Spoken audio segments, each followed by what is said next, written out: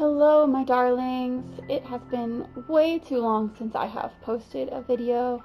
I had a lot going on where I was taking a certification test, so I spent the last 3 months cramming, and I'm really excited because I passed, so yay. And I can get back in my studio and getting videos out for you guys.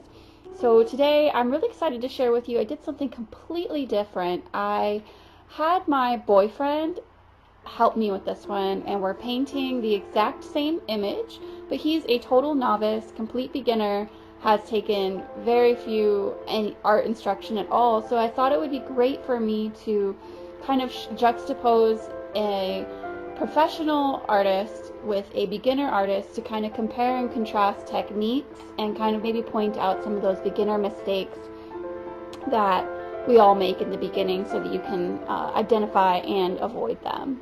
So, looks like we're getting started.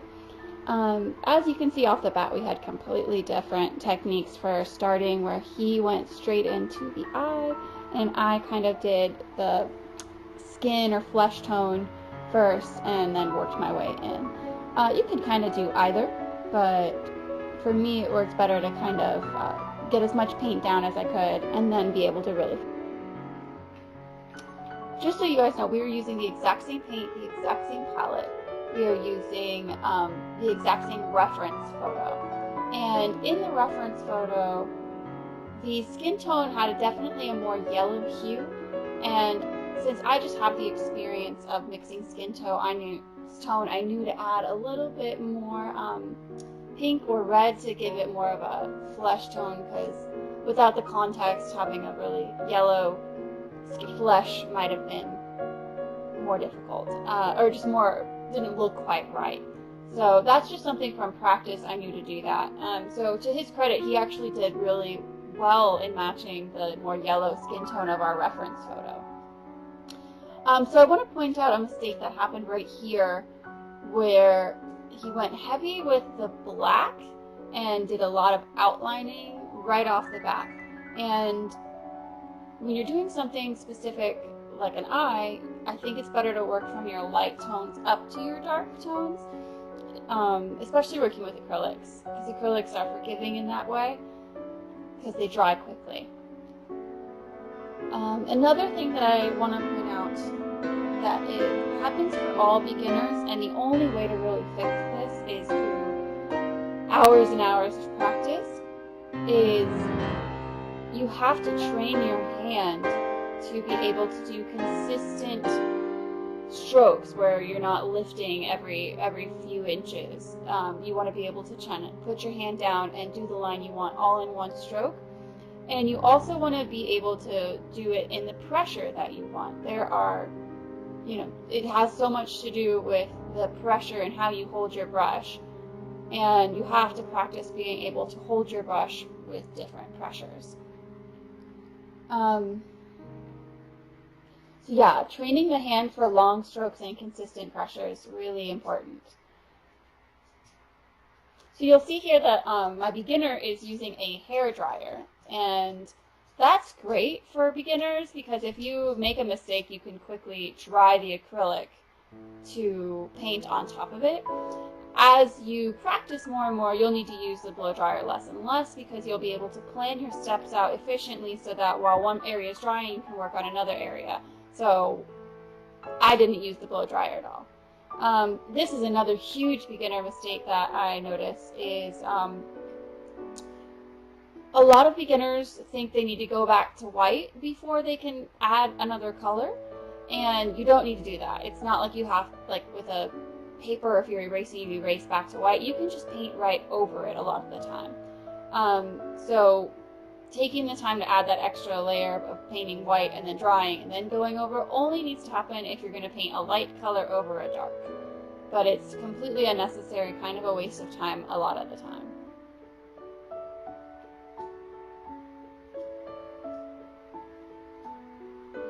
So if you look over to my page, you'll see that eventually this is actually what he did, where I started with the lighter parts of the eye and worked my way up to the darker outline and the pupil. He eventually painted white over and started over and did that exact thing, where he started with the lighter colors and then painted around with the darker tones. And you'll notice that he did make a mistake where he went in directly with the black into the pupil before he built up the dimension. So that's where getting the blow dryer out and blow drying to dry that black, and then you can go with the light color without the worry of black smearing and muddying up your lighter tone.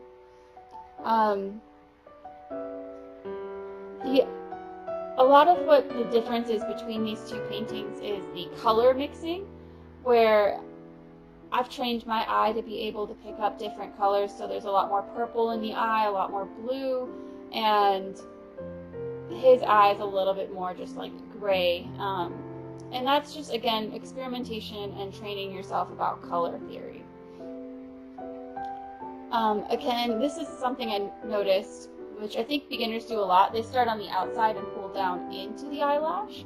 And he fixed himself after he did it wrong a couple times, where he went and you started the root and pull out and gently release pressure as you're drawing the eyelash, like I did on my side. Another thing that is really important that a professional will do that a beginner might not know to do yet is, here you can see on the beginner side, he went in and did little dots around the eyelash. And on the reference picture, I did notice those same things where it was, you could see like where the root was and it was a little thicker. But I think that's a really hard thing, especially in the size of the painting that we did, to render. So I think that's where being a professional is part of knowing what parts to render and what parts to leave out, because this isn't Photoshop and you don't need to do the exact thing every time. And like sometimes if you know something that's just going to really, you're not going to render it right, it's sometimes better to just not focus on it at all, because you'll still get the same effect. So I think some of the most obvious issues that beginners have as opposed to a professional is the shapes aren't quite right. As for example, the iris isn't quite a circle, it's a little misshapen. Same with other parts of the eye, but that again also comes with practice so that your hand does what you tell it to. Another difference would be the flesh tones on the beginner side aren't as blended as the professional side, where it's, you know, darker and warmer around the eye, but then none of that warmth is pulled out beyond the eyelids, so it just kind of looks like the eye's just floating in like a yellow thing, and nothing's really bringing it into like that flesh is all part of one body. And I was impressed with a lot of parts that this beginner did, because there are things that I don't think that personally when I was a beginner I necessarily picked up on. So I think this specific beginner had a really wonderful eye. He went in and actually did the shadow reflections of the eyelashes on the iris, which is something that I don't think I would have done when I first started. He also did a shadow in the white of the eye, and I know that when I was a beginner I just did pure white for the eyes, and that's definitely a mistake because there's so much dimension there. So this is just the final pieces. We took 45 minutes to do these, so this is the side-by-side comparison. So really with training, a lot of stuff does change and become easier, and I just really want to thank my boyfriend for doing this new video type with me and allowing us to critique his very beginner work. If you found this video helpful, please go ahead and give it a like, a comment, share it, subscribe, and let me know what you think of the new format. Maybe I'll go ahead and do a nose next, or lips, or anything you want to see. If you want me to critique, I'll sit my boyfriend down. We'll do it all over again with something new. Alright guys, thank you so much. Have a great day.